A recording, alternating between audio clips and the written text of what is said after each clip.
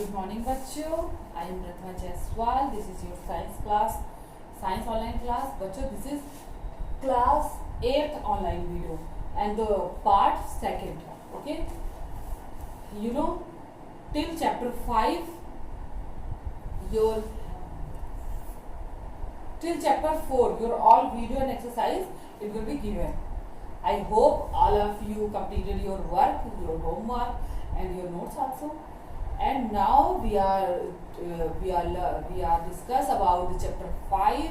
First video is given where we discuss combustions, type of combustions and extinguisher, fire extinguisher, about the fire extinguisher.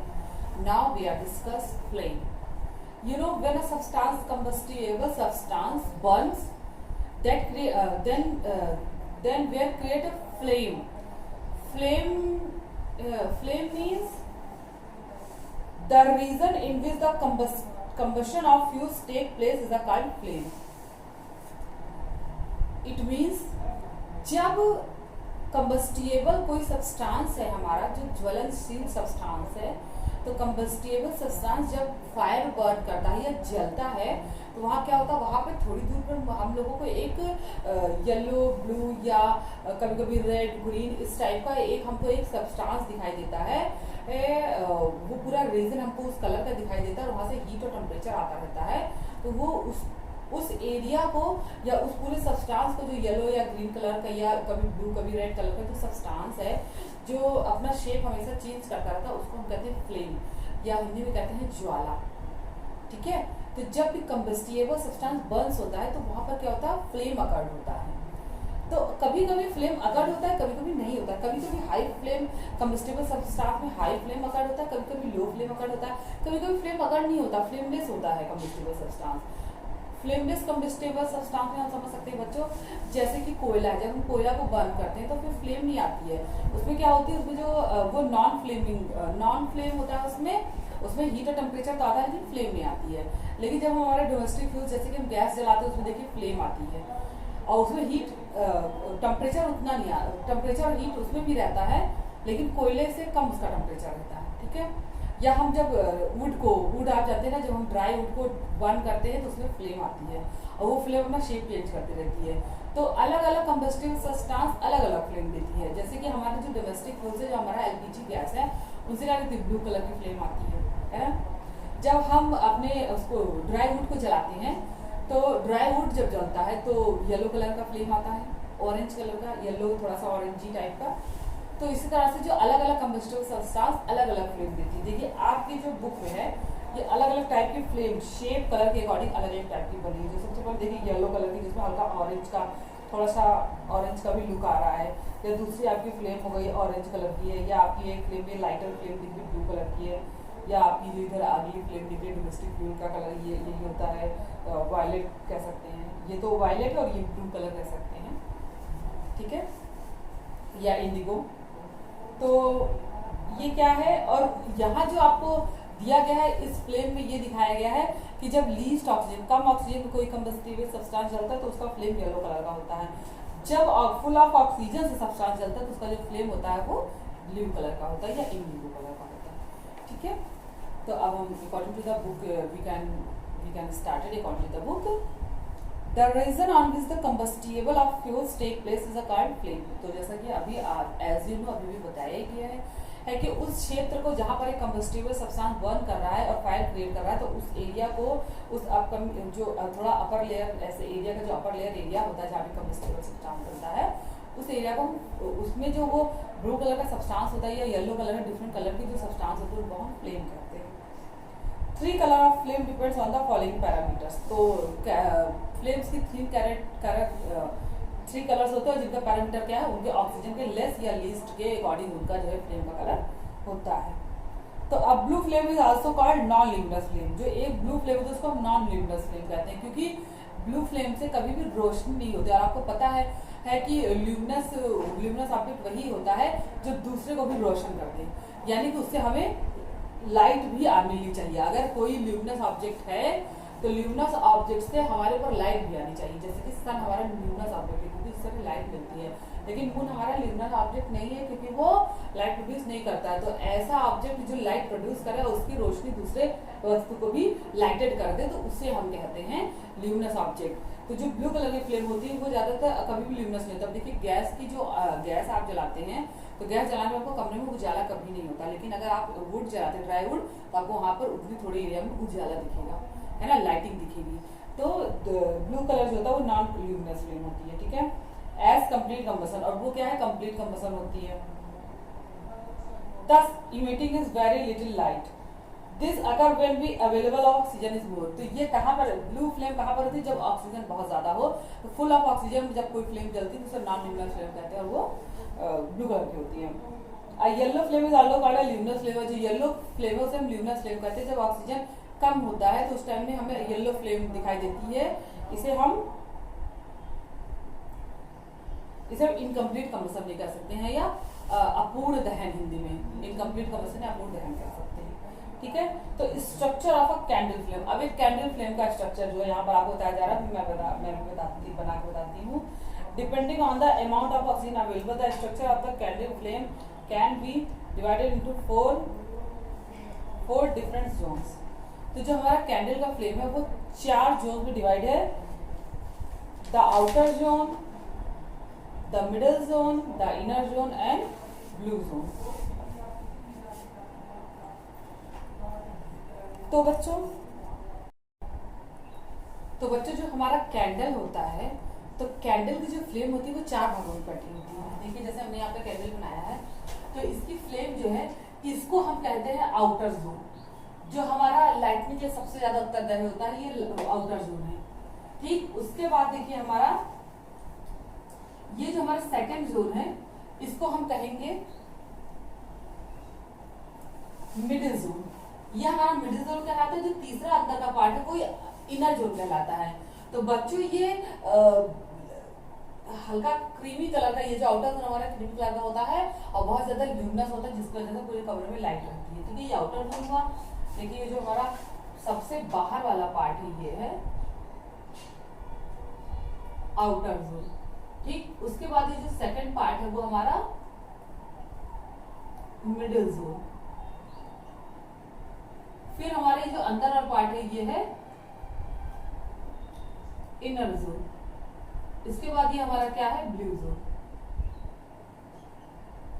ठीक है बच्चों,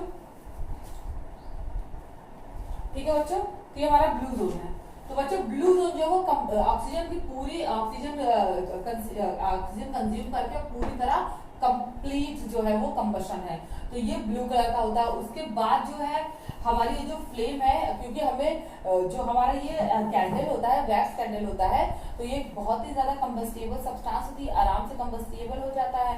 तो लेकिन फिर भी हमसे इसे लाइटिंग होती है। तो इसका सिस्टम ये है कि इसमें जो इसकी जो लाइटिंग है वो जोन में डिवाइड है। तो जो इसका कंप्लीटली ऑक्सीजन द्वारा ब्लू जोन जो है इसका हमारे इनकम्प्लीट ऑक्सीजन के जोन द्वारा ढक जाता है। इस वजह से हमें ये लाइटिंग रहता है और लाइटेड रहता है। ये देखिए जैसे कि हम अकॉर्डिंग टू द बुक इसको पढ़ सकते हैं। The outer zone, non luminous zone जिसे हम कहते हैं, it is considered as the hottest part of the flame. वो सबसे ज्यादा गर्म होता है। It is the zone where complete combustion takes place due to the availability of required amount of oxygen. जो आउटर जोन होता है वहां पे बहुत ज्यादा कंप्लीट कंबशन होता है।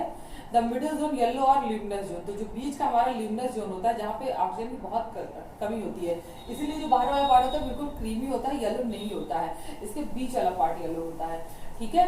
It is the moderately vast hot zone compare to the outer zone. Here incomplete combustion take place at the wax particles do not get adequate emitted of oxygen supply. तो यहाँ पर क्या होता है कि जो हमारा बीच का मिडिल पार्ट है वहां पर ऑक्सीजन सप्लाई कंप्लीटली नहीं हो पाती है। तो जो वैक्स के पार्ट है वो कंप्लीटली ऑक्सीजन से जल नहीं पाते, तो वहाँ इनकम्प्लीट कंबशन होता है।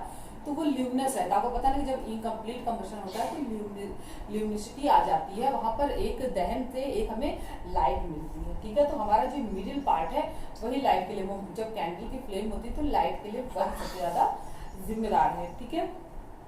इनर जोन, इनर जोन है वो ब्लैक या डार्क होता है, ठीक। ये देखिए जो आपको हमने इसको इससे डिनोट किया, ये इनर जोन है जिसको लाइनिंग से डिनोट किया, ये ब्लैक या डार्क है। तो it is the inner most and the coolest part of the flame. तो ये क्या है कि फ्लेम और हमारी जो ऊपर की जो तीन फ्लेम के बीच में जो है ब्लू जोन और हमारे ब्लू जोन और मिडिल जोन के बीच में एक आप समझिए एक खाली जगह, ऐसा मतलब खाली जगह या डार्क पार्ट समझ सकते हैं फ्लेम का, ठीक है। वहां पर कोई ज्वाला नहीं होती, बिल्कुल ठंडा होता है, वो कूलेस्ट पार्ट होता है, ठीक। In this zone as there is no supply for oxygen, इस जोन में क्योंकि सप्लाई बिल्कुल नहीं होती, क्योंकि इसका रीजन है कि हमारा जो वैक्स है वहां पर एक थ्रेड होता है, थ्रेड को वैक्स में जो है कंप्लीटली पूरे अंदर तक वैक्स में उसको कंप्लीटली इंसर्ट कर दिया जाता है। तो जब हमारी वो जो थ्रेड जलती है तो थ्रेड क्या करती है, वैक्स के पार्टिकल्स को उसको हीट अप करती है, तो ये क्या करते हैं सॉलिड को छोड़कर वो लिक्विड में आ जाते हैं, तो इनके जो मॉलिक्यूल्स है उसमें एनर्जी आ जाती है। तो जब एनर्जी आती है तो ये हमारा थ्रेड जो वैक्स के साथ जो थ्रेड है वो थ्रेड जलता है, तो वहां पे क्या है थ्रेड जलता है तो वहां पे कंप्लीट कंबसन होता है, वहां पे ब्लू जोन होता है, ये बिल्कुल लॉन्ग ल्यूमिनस ब्लू फ्लेम होती है, ठीक। अब जो ये यहाँ पर in long luminous blue flame की वजह से जो पार्टिकल्स ड्राई गए हैं, तो इसके सेकंड वाला पार्ट जो है वहां पे बिल्कुल कूल होता है, वहां पे ऑक्सीजन होता ही नहीं है, क्योंकि वो इन दोनों पार्ट के बीच में एक लेयर बनाता है। अब ये मॉलिक्यूल्स एनर्जी पाके ऊपर जाके जलते हैं, ठीक है। तो जब इसका जो मिडिल पार्ट है वहां पर इनकम्प्लीट कंबसन होता है, तो वहां येलो पार्ट रहता है, और जो ऊपर आउटर मोस्ट लेयर वहां कंप्लीट कंबसन होता है, तो वो लाइटनिंग पार्ट नहीं होता है, ठीक है बच्चों। और blue zone it is located at the base of the wick, the burns of carbon monoxide gives it a blue colour. तो यहाँ पर जो थ्रेड के साथ जब जलता है कंप्लीट कंबसन, तो यहाँ पर कार्बन मोनोऑक्साइड की वजह से ब्लू कलर होता है, लेकिन यहाँ पे कंप्लीट कंबसन होता है, ये पूरी तरह जल जाता है, ठीक है। अब देखिए कंबसन ऑफ वैक्स कैंडल। अब वैक्स कैंडल जलती कैसे, जैसा मैंने बताया वैसी जलती, मैं इसको बुक के अकॉर्डिंग आपको पढ़ के बताती हूँ कि a candle is composed to two main parts, the paraffin wax acts fuel and the wicks the can absorb water और मोल्टन वैक्स। तो जो हमारा कैंडल दो पार्ट में बना है, एक हमारा जिसे वो हमारा जो वैक्स है जो पैराफिन मोम से बनता है उसका बेस, और उसके बाद उसमें एक और क्या रहता है जो थ्रेड रहता है, जिसको हम पूरा नीचे तक थ्रेड को उसमें इंसर्ट करते हैं, उसको हम क्या कहते हैं, उसको हम कहते हैं विक, ठीक है। विक और वैक्स द्वारा हमारा कैंडल बना होता है। तो when you observe a candle you may notice that the wick is burning but actually the wax vapour also burns along with the wick. समझ गए, जैसे कि अभी मैंने बताया कि एक जो है धागा, एक थ्रेड इसमें पूरे अंदर तक इंसर्ट होती है, तो हमें देखने में ब्लू जोन में थ्रेड जलती हुई दिखती है, लेकिन वो थ्रेड क्या करती है, इस वैक्स को जो है इस वैक्स को लिक्विड में कर देती है, और जो लिक्विड के मॉलिक्यूल्स हैं वो एज अ वेपर हीटअप होकर एज अ वेपर उड़ते हैं और ऊपर जाके जलते हैं। समझ गए, तो हमारी कैंडल इस तरह से जलती है। देखने में तो हमको लगता है कि हमारा धागा जल रहा है, लेकिन एक्चुअली में हमारा वैक्स जलता है, जो एज अ फ्यूल हमें विक के साथ यानी धागे के साथ इंसर्ट हम कर देते हैं, उसको उसके साथ बिल्कुल जमा देते हैं, तो वैक्स ही हमारी वैक्स वेपर हमारी जलती है, और हमें देखने विक दिखती है जल रही है, तो हमें लाइटनिंग जो है वैक्स वेपर की मिलती है, विक की लाइटिंग नहीं मिलती, क्योंकि वो कार्बन मोनोऑक्साइड की वजह से ब्लू कलर का हो जाता है, ठीक है बच्चों। ठीक, अब हम रिवाइज एंड रिकॉल पढ़ेंगे। State whether the following statement true or false. First, substance starts burning below their ignition temperature. जो सब्सटेंस होते हैं वो इग्निशन टेम्परेचर के पहले ही बर्न करना चालू कर देते हैं। ये बात बिल्कुल कर रहे थे, क्योंकि हमने इग्निशन टेम्परेचर पढ़ा था, तो हमने बात पढ़ी थी कि जिस वस्तु कभी भी कोई भी प्रोडक्ट तभी जलता है जब उसमें वो अपने इग्निशन टेम्परेचर पर पहुंच जाए, तभी उसमें फ्लेम आती है या उसमें तभी वो जल पाता है, ठीक है, वो कंबस्टिबल तभी हो पाता है। सेकेंड, तो ये बात जो है बिल्कुल गलत है, false. Burning of sodium is an example of complete combustion. तो सोडियम को जलाएं कंप्लीट कंबसन, तो हमने पीछे पढ़ चुके हैं, ये यस है, ठीक। सेकंड, अब blue flame is a luminous flame. Blue flame जो है नॉन ल्यूमिनस, क्योंकि अभी हमने पढ़ा कि ब्लू फ्लेम से कोई भी लाइटनिंग नहीं आती, तो नॉन ल्यूमिनस यानी कि ये फॉल्स। पहला फॉल्स, दूसरा ट्रू, तीसरा false. Complete combustion occurs in the outer zone of flame. Complete combustion जो है वो outer zone of the flame है, तो ये बात बिल्कुल सही है, क्योंकि हमारे फ्लेम के सबसे आउटर में ही कंप्लीट कंबसन हो रहा है बेटा, क्योंकि वहाँ पे ऑक्सीजन बहुत ज्यादा, ऑक्सीजन ज्यादा मात्रा में मिलता है, तो वहाँ कंप्लीट कंबसन होता है, ठीक है। और यहाँ पर इसके इनर मोड पे कंप्लीट कंबसन इसलिए होता है क्योंकि वहाँ जो विक है, जो थ्रेड है, वो तेजी से जलती है, वो एक बहुत ज्यादा वो हाई कंबस्टिबल सब्सटेंस तेजी जल जाती है, तो वो ऑक्सीजन को कंज्यूम कर लेती है, ठीक है। अगर हम वैक्स के बीच में अगर किसी लकड़ी का कोई विक हम लगा दें तो वो उतनी तेजी से नहीं जलेगी जितनी तेजी से हमारी थ्रेड चलती है, ठीक। अब हम बात करेंगे फ्यूल की। फ्यूल यानी कि ईंधन। फ्यूल वो फ्यूल जो हमें हमारे इंस्ट्रूमेंट को चलाने के लिए ऊर्जा देती है। ये फ्यूल किसी भी रूप में हो सकते हैं, चाहे हम ये हमें फॉसिल फ्यूल के रूप में हो सकते हैं, जैसे कि पेट्रोलियम पदार्थ, कोयला है, पेट्रोल है, डीजल है, या ये हमारा नेचुरल सब्सटेंस भी हो सकता है एज अ फ्यूल, जैसे कि लकड़ी है जिसे हम चूल्हा जो जलता है उसमें एज अ फ्यूल यूज करते हैं, या ये हमारा इलेक्ट्रिक भी हो सकता है, जैसे कि बिजली अप्लायंसेस इलेक्ट्रिक फ्यूल से चलाते हैं। तो कोई भी सब्सटेंस जो किसी अप्लायंसेस को एनर्जी दे दे उसे हम फ्यूल कहते हैं, ठीक है, यानी ईंधन कहते हैं। Okay, according to the chapter substance that are burn to produce energy in the form of heat and light are called fuels. मतलब वो सब्सटेंस जो हीट और लाइट के फॉर्म में एनर्जी प्रोड्यूस करते हैं उन्हें हम क्या कहते हैं, फ्यूल कहते हैं। On the basis of their physical state fuel are classified to 3 types. तो इनके फिजिकल स्टेट के हिसाब से फ्यूल को 3 तरह से क्लासिफाइड करते हैं। सबसे पहला सॉलिड फ्यूल, लिक्विड फ्यूल और गैसियस फ्यूल, ठीक है। तो हम इन फ्यूल्स को 3 तरह में डिवाइड कर सकते हैं। जो हमें अब जाहिर सी बात है हमें नाम से समझ में आ रहा है कि जो हमारा सॉलिड पार्टिकल्स है या सॉलिड के जैसे है उन्हें हम सॉलिड फ्यूल कहेंगे, जो लिक्विड शेप में है या लिक्विड में है उन्हें हम लिक्विड फ्यूल कहेंगे, और जो हमारा गैसियस स्टेट में उन्हें हम गैसियस फ्यूल कहेंगे। ये आपको नीचे 3 आपको ये 3 डिफरेंशिएशन भी आपको दिया गया है, साथ में आपसे पढ़ सकते इसको भी मैं डिफाइन कर देती हूँ क्या इसमें पढ़ाया गया है। Solid fuels, these are the fuels that exist in the world solid state. वही बात कही गई है कि अगर कोई सॉलिड स्टेट में तो उन्हें हम सॉलिड फ्यूल कहेंगे, तो कोई लिक्विड स्टेट में तो उन्हें हम लिक्विड फ्यूल कहेंगे, और अगर कोई गैसेस स्टेट में तो उन्हें गैसेस फ्यूल कहेंगे, ठीक है बच्चों। The amount of heat energy released when 1 gram of fuel is completely burned is known as calorific value। तो बच्चों 1 मिनट में जलने वाले सब्सटेंस की मात्रा को हम उसका कैलोरीफिक वैल्यू कहते हैं। मींस 1 मिनट में fuel is the amount of heat energy released when 1 gram of fuel is completely burn in known as, अच्छा सॉरी 1 मिनट में यहाँ पे हम ग्राम मिलेंगे, यानी कि 1 ग्राम सब्सटेंस जब जल के जितना एनर्जी हीट एनर्जी देता है उसे हम उसका जो है कैलोरीफिक वैल्यू कहेंगे। मीन्स हमें कोई भी सब्सटेंस, चाहे वो लकड़ी हो, चाहे हमारा फॉसिल फ्यूल हो, या हमारा सॉलिड फ्यूल हो, लिक्विड फ्यूल हो, गैसेस फ्यूल हो, कोई भी फ्यूल, उसकी 1 ग्राम मात्रा जब कंप्लीटली बर्न हो जाए तो वो जितना हीट वो जितनी हीट एनर्जी प्रोड्यूस करेगी उसको हम उसका क्या कहेंगे, कैलोरीफिक वैल्यू, कैलोरीफिक वैल्यू कहेंगे, ठीक है। फिर से मैं एक बार रिपीट करती हूँ, किसी भी कंबस्टिबल सब्सटेंस के 1 ग्राम को कंप्लीटली जलने पर जो हीट एनर्जी प्रोड्यूस होती है उसे उसका कैलोरीफिक वैल्यू कहा जाता है, ठीक है बच्चों। सभी को समझ में आ गया? बाकी मैं डाउट में यह क्वेश्चन जरूर पूछूंगी, ठीक है। The heat release in measured in kilo joules, और हीट को किसमें, किलो जूल्स में नापा जाता है, ठीक है। The unit of calorific value is kilojoule पर ग्राम। तो क्योंकि हीट एनर्जी को किलोजूल में नापा जाता है, हम 1 ग्राम सब्सटेंस को बर्न कर रहे हैं, 1 ग्राम सब्सटेंस के रेफरेंस में हम जो है कैलोरीफिक वैल्यू निकाल रहे हैं, तो इसका जो कैलोरीफिक वैल्यू का यूनिट क्या हो जाएगा, किलोजूल पर ग्राम, ठीक है। किलोजूल पर ग्राम इसका यूनिट हो जाएगा।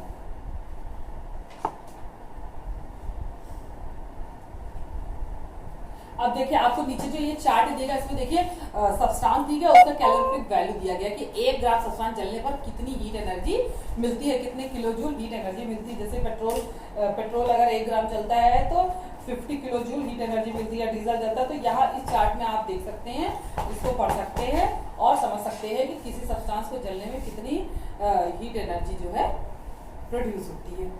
अब देखिए characteristic of a good fuel, एक अच्छे फ्यूल की क्या पहचान होती है, क्या कैरेक्टर होता है, एक अच्छे फ्यूल का क्या गुण होता है, ठीक है बच्चों। तो देखिए a good fuel should have the following characteristic. एक गुड फ्यूल में क्या है, ये जो नीचे लिखे कैरेक्टर है वो हो सकते हैं, होने चाहिए। मैं पढ़ती हूँ, low ignition temperature but wet well above the room temperature. तो किसी भी अगर कोई फ्यूल अच्छा, हम उसे तब मानते हैं जब उसका जो इग्निशन टेम्परेचर लो होना चाहिए, तो वो जल्दी जल्दी, लेकिन रूम टेम्परेचर से थोड़ा ज्यादा होना चाहिए, वरना क्या होगा कि रूम टेम्परेचर पे ही वो जलने लगेगा। उसका अगर हमने नॉर्मली ऐसे एटमॉस्फेयर में फ्री रख दिया तो रूम टेम्परेचर पे जलने लगेगा। इसलिए किसी भी फ्यूल का जो इग्निशन टेम्परेचर कम होना चाहिए, लेकिन रूम टेम्परेचर से हमेशा ज्यादा होना चाहिए, ठीक है बच्चों। क्योंकि अगर रूम टेम्परेचर से कम होगा तो हमारे रूम का टेम्परेचर जब अपने कंप्लीट टेम्परेचर गेन करेगा तो क्या होगा, वो सब अपने आप ही जलने लगेगा, है ना। चलिए सेकेंड, हाई कैलोरीफिक वैल्यू, और उसका कैलोरीफिक वैल्यू हाई होना चाहिए, मतलब उसके 1 ग्राम जलने पे हमें ज्यादा से ज्यादा हीट एनर्जी मिले। अभी भी हमने पढ़ा ना कि 1 ग्राम सब्सटेंस जलने पर जो कैलोरीफिक वैल्यू या हीट एनर्जी मिलती है उसे हम उसका कैलोरीफिक वैल्यू कहते हैं। तो उसका कैलोरीफिक वैल्यू हाई होना चाहिए, मतलब कम सब्सटेंस में ज्यादा से ज्यादा हीट और हीट एनर्जी मिलनी चाहिए। ठीक। See, moderate rate of combustion, combustion का जो मॉडरेट है कि जलने की जो दर है वो मॉडरेट, बिल्कुल मीडियम मॉडरेट होना चाहिए। ठीक है। डी, पॉल्यूशन फ्री, और जो हमारा कंबस्टिव सब्सटेंस पॉल्यूशन फ्री हो, जैसे किसी प्रकार के हार्मफुल गैसेस, जहरीला धुआं ये सब नहीं निकालना चाहिए। ये हमारे गुड फ्यूल की कैरेक्टरिस्टिक्स है। ई, इजिली अवेलेबल, आसानी से जगह उपलब्ध हो जाए, तो ज्यादातर हमारा नेचुरल फ्यूल आसानी से जगह उपलब्ध हो जाता है। उसके बाद एफ, इनएक्सपेंसिव, बहुत ज्यादा महंगा भी होना चाहिए, सस्ता होना चाहिए। तो हमारे नेचुरल फ्यूल्स भी ये सस्ते हैं, हमें नेचुरली ऑब्टेन होते तो बहुत ज्यादा इसका हमें कॉस्ट नहीं खर्च करना पड़ता है। जी, नो रिड्यूस आफ्टर बर्निंग, और बर्निंग के बाद जो है उसमें कोई रिड्यूस, कोई ऐश, कोई राख नहीं बचनी चाहिए। वो जलने के बाद उसमें कोई राख या कोई हानिकारक सब्सटेंस या कोई हार्मफुल सब्सटेंस नहीं बचना चाहिए। H, safe to handle, store and transport, क्या करें, हैंडल करने में, स्टोर करने में, ट्रांसफर करने में बिल्कुल सेफ होना चाहिए। ये नहीं कि हम उसको ट्रांसपोर्टेशन के समय ही कहीं वो रगड़ खा के जल के खत्म हो जाए, ऐसा ना हो। वो आराम से हम उसको कहीं भी ट्रांसपोर्ट कर दें, हम कहीं भी घर में स्टोर कर दें, मतलब हैंडल करने में बिल्कुल अच्छा होना चाहिए। तो ये सभी क्या है, गुड फ्यूल की कैरेक्टरिस्टिक्स हैं। ठीक। अब कॉमनली यूज फ्यूल, तो हमारा जो फ्यूल जो कॉमनली यूज होता है उनके कुछ नाम है। सबसे पहले तो हम बात करेंगे एलपीजी की, जो कॉमनली के हर घर में यूज होता है। कोई ऐसा घर होगा जहाँ पे एलपीजी का यूज ना हो। सभी के घर में खाना पकता है, और खाना जो हमारा, इसीलिए एलपीजी को डोमेस्टिक फ्यूल कहा जाता है, क्योंकि घर में सबसे ज्यादा यूज होने वाला फ्यूल है, हर घर में यूज होता है। तो सबसे पहले जो कॉमन फ्यूल हमारा होगा वो LPG and methane are widely use as domestic fuel, they do not lead to any pollution. तो एलपीजी और मेथेन क्या है, एक डोमेस्टिक फ्यूल के रूप में यूज किया जाता है, और ये पॉल्यूशन बिल्कुल नहीं होता। आप देखिए गैस जलते किसी प्रकार धुआं नहीं होता, कोई पॉल्यूशन नहीं होता, कोई हार्मफुल गैसेस नहीं निकलती है। तो ये अच्छा डोमेस्टिक फ्यूल है। और डीजल और पेट्रोल, देखिए गाड़ी भी लगभग सबके घर में चलती है, तो हमारी गाड़ी में डीजल और पेट्रोल डाली जाती है, ये हमारे फॉसिल फ्यूल्स हैं। ठीक है। तो ऑटोमोबाइल्स हम यूज करते हैं, but their availability is very less and they also lead to atmospheric pollution, और इनका क्या है कि ये एटमॉस्फेयर में बहुत ही कम मात्रा में बचे हैं, और इसके बाद ये पॉल्यूशन भी फैलाते हैं, इनसे हार्मफुल गैसेस भी निकलती है, धुआं भी निकलता है, कार्बन मोनोऑक्साइड, लेड वगैरह के कण भी इनके पॉल्यूशन में मिलते हैं। ठीक है।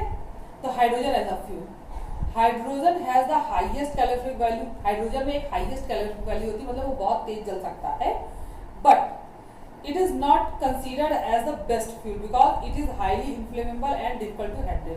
तो हाइड्रोजन जो है वो हाई कैलोरीफिक वैल्यू का कंबस्टिबल सब्सटेंस है, लेकिन इसे हम एज अ फ्यूल नहीं यूज करते, क्योंकि ये हैंडल करने में जो है बहुत ज्यादा डिफिकल्ट है। ठीक है, क्योंकि इसका कैलोरीफिक वैल्यू बहुत हाई होता है, तो तेजी से जलने लगता है, तो इसको हैंडल करना बहुत ही कठिन। ठीक है।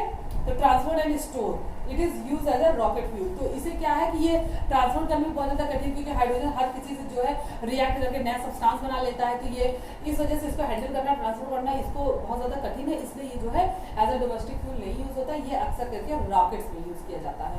कि हम उसको हाइड्रोजन जब रॉकेट में यूज करते हैं तो हम उसको स्पेस में हमें भेजना होता है, तो वहाँ पे ज्यादा फ्यूल की जरूरत होती है, इस वजह से वहाँ पे हाइड्रोजन गैस का यूज किया जाता है। ठीक है।